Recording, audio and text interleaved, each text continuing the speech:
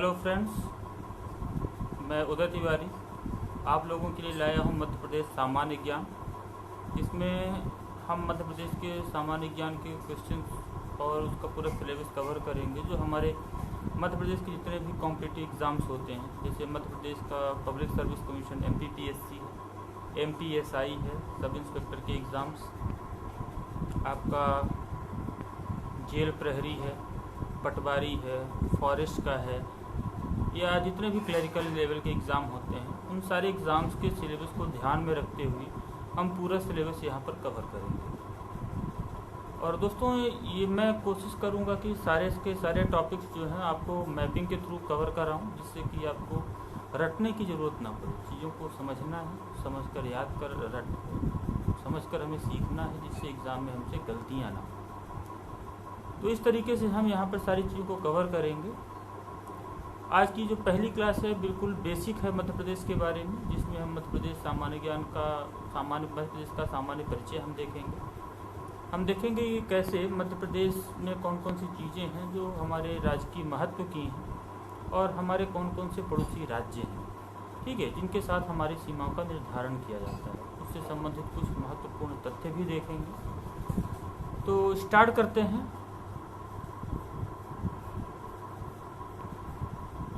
हम देखते हैं मध्य प्रदेश का सामान्य परिचय। मध्य प्रदेश का जो इस्टेब्लिशमेंट है, मध्य प्रदेश का गठन भाषाई आधार पर राज्य पुनर्गठन आयोग के द्वारा के अनुशंसा पर 1 नवंबर 1956 में किया गया था।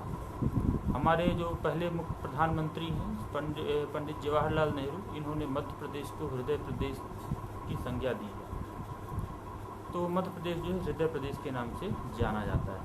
ठीक है, मध्य प्रदेश को सोया स्टेट भी बोला जाता है और इसे टाइगर स्टेट भी कहा जाता है। सोया स्टेट इसलिए कहा जाता है क्योंकि मध्य प्रदेश में सोयाबीन का सर्वाधिक उत्पादन होता है। टाइगर स्टेट इसलिए कहा जाता है क्योंकि मध्य प्रदेश में बाघों की सर्वाधिक संख्या पाई जाती है। ठीक है, अभी 29 जुलाई को हमने अंतर्राष्ट्रीय बाघ दिवस मनाया है। ठीक है, आगे हम देखते हैं मध्य प्रदेश की जो राजकीय मछली है, स्टेट फिश, वो है महासीर, जिसे 2011 में मध्य प्रदेश की राजकीय मछली घोषित किया गया है। आप देख पा रहे हैं बहुत सी सुनहरी कलर की मछली होती है महासीर, जिसे मध्य प्रदेश की राजकीय मछली कहा जाता है। ठीक है, मध्य प्रदेश का राजकीय पक्षी है पैराडाइज फ्लाई कैचर, जिसे हिंदी में दूध राज के नाम से जानते हैं। 1 नवंबर 1981 को मध्य प्रदेश के राजकीय पक्षी की घोषणा की गई थी। फिर आगे हम देखते हैं मध्य प्रदेश का जो राजकीय पुष्प है सफ़ेद लिली, और राजकीय वृक्ष है बरगद। मध्य प्रदेश का राजकीय पशु है स्वैम्प डियर, जिसे हम 12 सिंघा बोलते हैं। ठीक है, इसकी घोषणा 1 नवंबर 1981 में की गई थी। इसके अलावा कुछ और महत्वपूर्ण तथ्य हैं जो राज्य से संबंधित हैं। जैसे आप देखते हैं मध्य प्रदेश का जो स्टेट डांस है आपका राई, स्टेट ड्रामा है माच, राजकीय नाट्य, राजकीय नृत्य राई है, राजकीय नाट्य है माच। इसके अलावा बहुत कौन से मध्य प्रदेश में नाट्य होते हैं, कौन कौन से नृत्य होते हैं, उनका मध्य प्रदेश का आर्ट एंड कल्चर डिस्कस करेंगे। उसमें हम बेहतर तरीके से सीखेंगे कौन कौन से राजकीय महत्व के जो नृत्य और नाट्य हैं वो यहाँ पर परफॉर्म किए जाते हैं। फिर अगला है मध्य प्रदेश का राजकीय खेल मलखम्ब बहुत ही अद्भुत खेल है। जैसे जिम्नास्टिक होता है उसी तरीके का मलखम्ब भी होता है, लेकिन ये बहुत ही डिफरेंट है। मध्य प्रदेश का राजकीय खेल, जिसे 2013 में मध्य प्रदेश का राजकीय खेल घोषित किया गया है। ठीक है, इससे संबंधित एक अवार्ड है प्रभास जोशी अवार्ड, जो कि मलखम्ब के खिलाड़ियों को दिया जाता है। तो जब हम खेल कूद वाला पोर्शन डील करेंगे तो उसमें हम मलखम्ब को अलग से देखेंगे। फिर मध्य प्रदेश की प्रमुख जो फसल है सोयाबीन है। मध्य प्रदेश का कुल क्षेत्रफल 3,08,252 स्क्वायर किलोमीटर है। इस पे 52 जिले आते हैं। फिर हम बात करते हैं मध्य प्रदेश के राजकीय चिन्ह की। तो राजकीय चिन्ह की हम जब बात करते हैं तो हम देखते हैं कि जितने भी गवर्नमेंट ऑफिसेस है वहाँ पर इस तरीके की एक सील आपको दिखाई देती है, जिसमें 24 स्तूप दिखाई देते हैं। ठीक है, जिसमें जो स्तूप जो हैं वो एक वृत्त के चारों ओर बने हुए हैं। ठीक है, जो कि स्टेट में पाई जाने वाली जो अपॉर्चुनिटीज़ हैं, जो संभावनाएं हैं विकास की, उनको रिप्रेजेंट कर रहे हैं। सर्कल के अंदर लिखा हुआ है मध्य प्रदेश शासन और सत्यमेव जयते, जिसके बीच में आप देखते हैं यहाँ ये गेहूं और धान की बालियाँ यहाँ पर बनाई गई और बीच में अशोक चक्र है, अशोक स्तंभ जो सारनाथ स्तंभ में पाया गया था वो चिन्ह बना हुआ है और बरगद का पेड़ है। तो इस तरीके से ये जो चिन्ह है वो मध्य प्रदेश का राजकीय चिन्ह है। फिर आगे हम बात करते हैं मध्य प्रदेश के भौगोलिक विभाजन की। तो ध्यान रखेंगे जैसा जितना अभी तक हम लोगों ने डिस्कस किया है उसमें से बहुत सारे वन लाइनर क्वेश्चन जो हैं हमारे MPPSC के प्री के एग्ज़ाम में, MPSI है, फॉरेस्ट है, जेल प्रहरी है, इन एग्ज़ाम्स में ऐसे क्वेश्चन पूछे जाते हैं। तो आप इमेजेस भी देख चुके हैं जो, तो पिक्टोरियल फॉर्म में जब हम चीज़ों को देखते हैं तो हमें रटने की जरूरत नहीं पड़ती है, वो हमारे दिमाग में कहीं ना कहीं रहता है और जब एग्ज़ाम में क्वेश्चन पूछे जाते हैं तो हम उन क्वेश्चंस को बड़ी आसानी से हम सॉर्ट आउट कर पाते हैं। तो इस तरीके से अब आगे हम देखेंगे मध्य प्रदेश का भौगोलिक विस्तार, मध्य प्रदेश की भौगोलिक स्थिति। तो हमने जैसे पहले ही बात की है, मध्य प्रदेश जो है भारत का हृदय प्रदेश है, क्योंकि बिल्कुल भारत के मध्य में स्थित है। ठीक है, इसलिए इसे मध्य प्रदेश का भारत का हृदय प्रदेश कहा जाता है। ठीक है, भौगोलिक विस्तार की जब कभी भी बात आती है तो हम दो चीज़ें यहाँ पर बात करते हैं। एक बात हम करते हैं अक्षांशीय विस्तार और देशांतरीय विस्तार की, दूसरा हम सीमाओं की बात करते हैं। तो सबसे पहले हम अक्षांश और देशांतर विस्तार की बात करते हैं।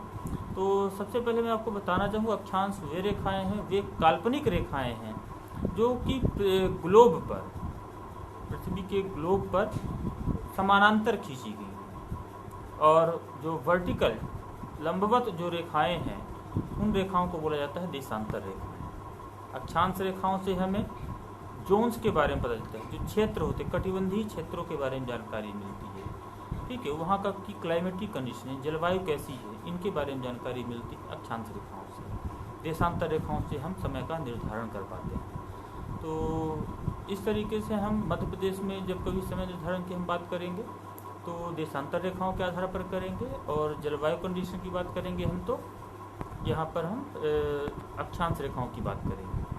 ठीक है, तो हम बात करते हैं मध्य प्रदेश के भौगोलिक स्थिति की, भौगोलिक विस्तार की। तो मध्य प्रदेश का जो भौगोलिक विस्तार है वो आपका 21 डिग्री 6 मिनट उत्तरी अक्षांश से 26 डिग्री 30 मिनट उत्तरी अक्षांश तक है, और 74 डिग्री 9 मिनट पूर्वी देशांतर से 82 डिग्री 48 मिनट पूर्वी देशांतर तक है। मध्य प्रदेश की जो मानक समय रेखा है, भारत की मानक समय रेखा मध्य प्रदेश के सिंगरौली जिले से, यानी कि जो मध्य भारत की मानक समय रेखा है 82.5 डिग्री 82.5 डिग्री पूर्वी देशांतर सिंगरौली जिले के से होकर गुजरती है। इस एग्ज़ाम में कई बार ये क्वेश्चन पूछा गया है कि मध्य प्रदेश की या भारत की जो मानक समय रेखा है मध्य प्रदेश के कौन से जिले से होकर गुजरती है, तो हमारा उत्तर होगा सिंगरौली जिला। ठीक है, कौन सी वो मानक समय रेखा है, तो आपका आंसर होगा 82.5 डिग्री पूर्वी देशांतर। ठीक है, हम बात करेंगे जब कभी भी अक्षांशीय विस्तार की तो 21 डिग्री 6 मिनट उत्तरी अक्षांश से 26 डिग्री 30 मिनट उत्तरी अक्षांश तक, और 74 डिग्री 9 मिनट पूर्वी देशांतर से 82 डिग्री 48 मिनट पूर्वी देशांतर तक। फिर अगला जो प्रश्न आता है कि मध्य प्रदेश से कर्क रेखा हो गुजरती है, जो मध्य प्रदेश से के दो भागों में विभाजित करती है। तो कर्क रेखा मध्य प्रदेश में कौन कौन से जिले से होकर गुजरती है? एक प्रदेश हुआ, दूसरा हम देश की बात करते हैं। तो आप देख पा रहे हैं देश में जो कर्क रेखा है भारत में कहाँ से होकर गुजर रही है। ठीक है, आप देख रहे हैं पश्चिम से पूर्व की ओर जो कर्क रेखा का विस्तारण है, गुजरात है, राजस्थान है, मध्य प्रदेश है, छत्तीसगढ़ है, फिर झारखंड है, पश्चिम बंगाल है, त्रिपुरा है और मिजोरम है। तो ये वो 8 जिले हैं जहाँ से कर्क रेखा मध्य प्रदेश से होकर 8 राज्य हैं जहाँ से कर्क रेखा मध्य प्रदेश से मतलब भारत में गुजरती है। और मध्य प्रदेश की हम बात करेंगे तो ये वो 14 जिले हैं जहाँ से होकर कर्क रेखा गुजरती है। तो मध्य प्रदेश के कौन कौन से 14 जिले हैं, एक एक करके हम उनको देखते हैं। उसको याद करने के लिए आप एक ट्रिक याद कर सकते हैं, रउआ, राशि, भवरासा, दम, जब, कटनी, उमरासा। तो देखते हैं पहला जो जिला है हम बात करेंगे हमेशा पश्चिम से पूर्व की ओर। तो पश्चिम में जो पहला जिला है रतलाम है, फिर उसके बाद उज्जैन है, आगर मालवा है, राजगढ़ है, सीहोर है, भोपाल है, भोपाल के बाद आपका विदिशा है, रायसेन है, सागर है, दमोह है, जबलपुर, कटनी, उमरिया और शहडोल। तो इस तरीके से ये 14 ज़िले हैं जहाँ से होकर कर्क रेखा गुजरती है। तो फिर से मैं आपको वो ट्रिक बता दूं याद करने के लिए। रउआ राशि, रउआ में रा का मतलब है रतलाम, उ से उज्जैन, आ से आगर मालवा है, राशि राजगढ़, सी से सीहोर, फिर भवरासा, भोपाल, व विदिशा, रायसेन, सागर, भवरासा, दम यानी दमोह, जबलपुर, दम जब, कटनी, उमरिया, शहडोल, उमरासा। तो इस तरीके से आप याद कर पाएंगे। बहुत ही सिंपल सी ट्रिक है, भोजपुरी में है। तो ये 14 ज़िले हैं जो मध्य प्रदेश, जहाँ से मध्य प्रदेश में कर्क रेखा गुजरती है। ठीक है। फिर अगला जो प्रश्न यहाँ पर आपके एग्जाम में बनता है वो एक है, मध्य प्रदेश का सबसे उत्तरी जिला कौन सा है। तो मध्य प्रदेश का सबसे उत्तरी जिला हम देख रहे हैं आपका मुरैना है, सबसे दक्षिणी जिला बुरहानपुर, इसी तर्ज पर सबसे पूर्वी जिला आपका सिंगरौली और सबसे पश्चिमी जिला जो है वो है आपका अलीराजपुर। इस तरीके से 4 हैं। कभी कभी सेंटर के बारे में पूछता है, सेंटर में आप ध्यान रखेंगे सागर जो है मध्य प्रदेश के मध्य में माना जाता है। तो इस तरीके से ये कुछ महत्वपूर्ण प्रश्न हैं जिन्हें आप फैक्ट्स के रूप में इस तरह से याद कर सकते हैं। लॉन्गिट्यूडनल एक्सटेंशन 74 डिग्री 9 मिनट से 82 डिग्री 48 मिनट पूर्वी देशांतर है। लैटीट्यूड यानी अक्षांशीय विस्तार 21 डिग्री 6 मिनट से 26 डिग्री 30 मिनट तक है। उत्तर से दक्षिण की ओर अगर हम बात करते हैं तो मध्य प्रदेश का जो विस्तार है वो 605 किलोमीटर है और पूर्व से पश्चिम का विस्तार है 870 किलोमीटर।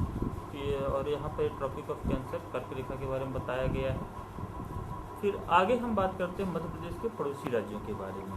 तो मध्य प्रदेश के पड़ोस में 5 राज्य हैं। पहला प्रश्न यही बनता है कि मध्य प्रदेश के पड़ोस में कितने राज्य हैं, तो हमारा उत्तर होगा 5 राज्य हैं जो मध्य प्रदेश के पड़ोस में पाए जाते हैं। फिर उत्तर की ओर है आपका उत्तर प्रदेश, पूर्व की ओर है छत्तीसगढ़, पश्चिम में महाराष्ट्र और पश्चिम में गुजरात और राजस्थान और दक्षिण में है महाराष्ट्र। तो अब प्रश्न जो बनता है वो प्रश्न ये है कि मध्य प्रदेश के कौन कौन से जिले हैं या उत्तर प्रदेश के साथ साझा करने वाले मध्य प्रदेश के जिलों की संख्या या जिलों के नाम। तो दोस्तों हम वैसे कितना भी याद करें वो सारे जिले नहीं याद कर पाएंगे, लेकिन अगर हम मैप एक बार अगर हमारे ध्यान में रहता है तो हम मैप से चीज़ों को बिल्कुल पूरी तरीके से समझ पाएंगे, लिंक कर पाएंगे और हम कभी भी आंसर ऑप्शन में गलत नहीं करेंगे। तो आइए हम सीखते हैं यहाँ पर कैसे हम इन चीज़ों को रिकॉल करते हैं। तो सबसे पहले हम देखते हैं मध्य प्रदेश के उत्तर में है उत्तर प्रदेश।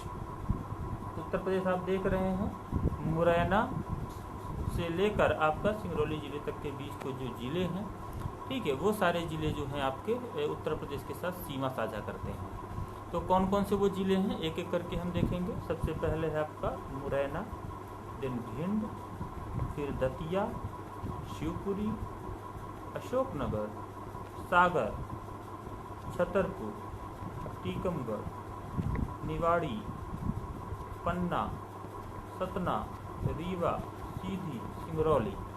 यानी कि मुरैना, भिंड, ग्वालियर, दतिया, शिवपुरी, अशोकनगर, सागर, छतरपुर, टीकमगढ़, निवाड़ी, पन्ना, सतना, रीवा, सीधी, सिंगरौली, कुल 14 जिले हैं जो आपका उत्तर प्रदेश के साथ सीमा साझा करते हैं। फिर हम देखते हैं पूर्व की ओर आपका